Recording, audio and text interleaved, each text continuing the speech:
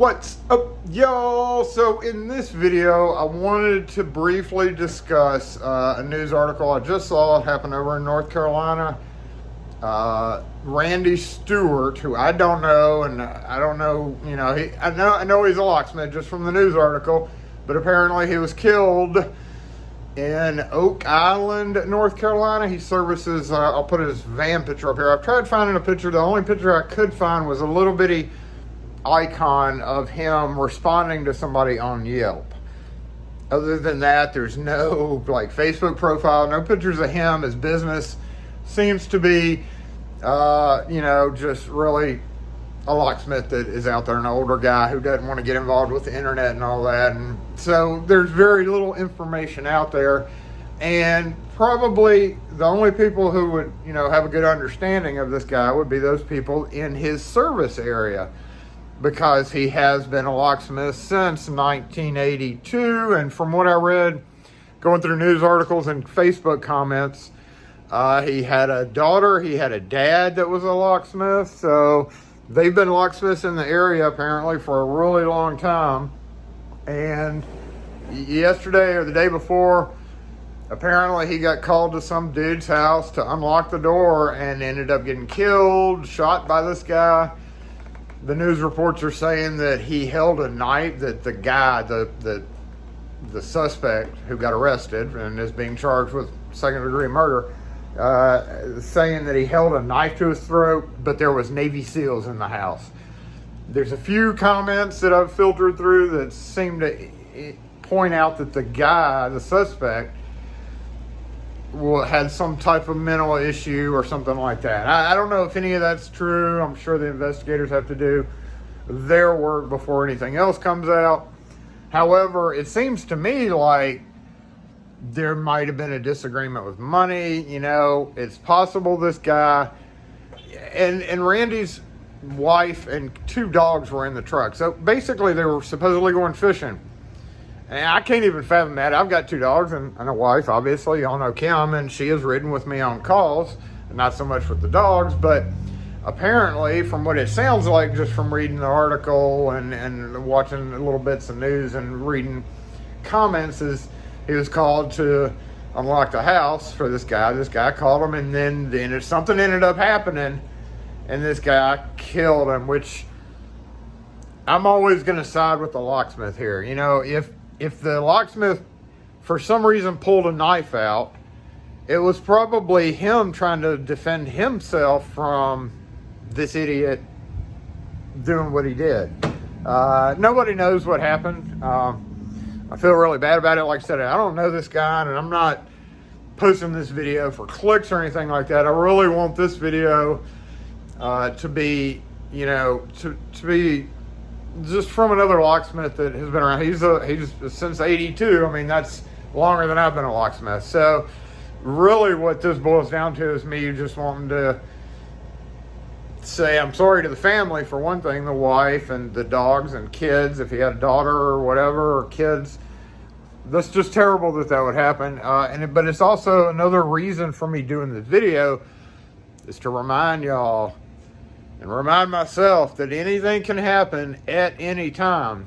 Apparently, Oak Island is a fairly safe area for the most part, even though when I started searching the news today for a news article 2 days ago, there's a lot going on in Oak Island. So maybe it's not so safe. Some of the comments seem to imply that there were these out-of-state people coming in for like vacation homes. So whatever the case is, he called this guy out, Randy, to open his house, and then Randy ended up getting killed. I have very serious problems believing that the guy was defending himself against the locksmith. I have very serious problems with, some people saying, well, maybe he was just like scamming him or whatever. That's still not a reason to shoot and kill somebody.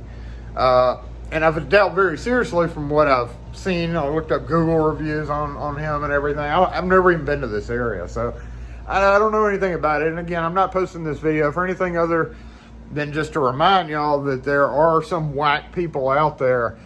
And if you start getting any kind of bad vibes, then you need to like pack it up and get the hell out of there. That's all I gotta say. This was in the middle of the day.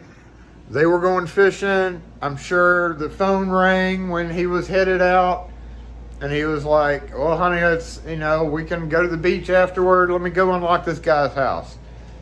And then didn't make it out from that call. So, to the wife and other family members or those who knew Randy, please post in the, not to the wife, I'm not trying to, you know, get her to post anything, but if anybody knew this guy, if any other locksmiths that are in that area knew Randy, please post in the comments. I doubt very seriously this was instigated by this guy who's been in business since '82. Once people like, you know, we've dealt with a lot in that many years, and he seems to cover a pretty large area as well, so I'm sure he's had to deal with a whole bunch of nonsense.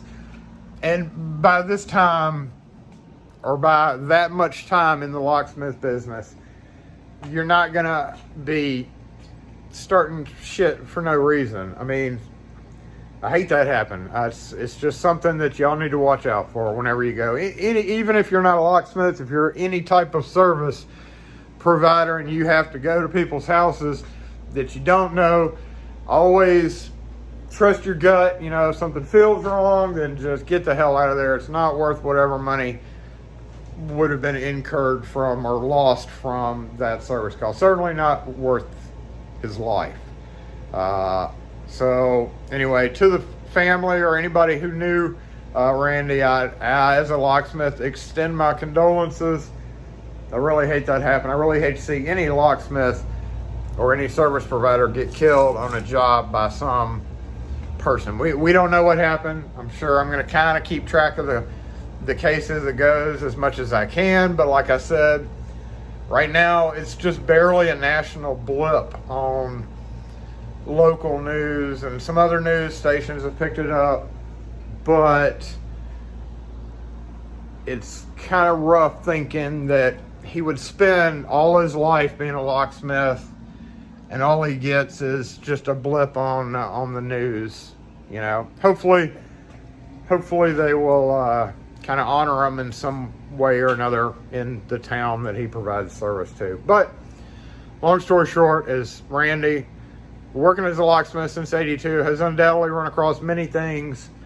So undoubtedly we've lost another locksmith that had a lot of knowledge of their area, of their locks, of the businesses that they service. So aside from just the random people posting comments on Facebook, I'm sure the business owners, just the random places that use this guy as their locksmith is you know, kind of in a bind right now, because I'm sure he had long time customers, and again, condolences to the family and the wife. I just can't fathom that happening at all. Even worse that the wife was there with the dogs and they were planning on going out and doing other stuff, but decided to get that last call. So just remember, y'all, to be careful out there. It's a rough world out there. There's some people that really, you know, it sounds to me like this guy needs to go to jail for a long, long time. So it's never okay to shoot the locksmith.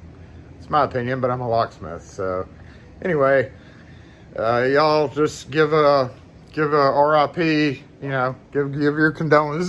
This is a space for other locksmiths to give their condolences to Stewart Enterprises locksmith, and at least the people that he has serviced for this many years, since '82 or before, if his dad was a locksmith. I'm sure he grew up learning it.